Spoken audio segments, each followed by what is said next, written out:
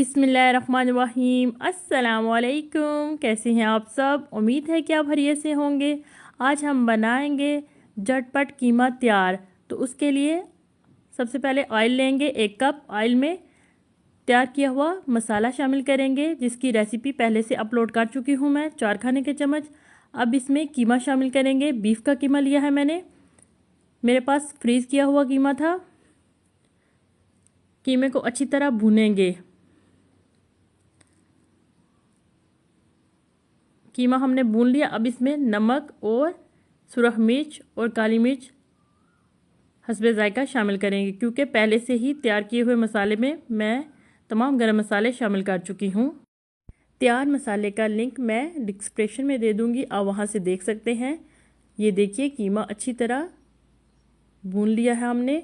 अब इसमें आलू शामिल करेंगे। आलू 3 अदद लिए हैं कटे हुए। अच्छी तरह आलू को भून लेंगे। अब इसमें पानी शामिल करेंगे। गर्म पानी मैं यहाँ शामिल कर रही हूँ 1.5 कप।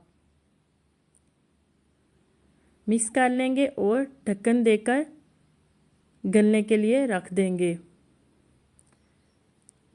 3 से 4 मिनट के लिए। ये देखिए, आलू और कीमा गल चुका है हमारा। अब इसमें सब्ज़ धनिया बारीक कटा हुआ शामिल करेंगे और सब्ज़ मिर्च बारीक कटी हुई।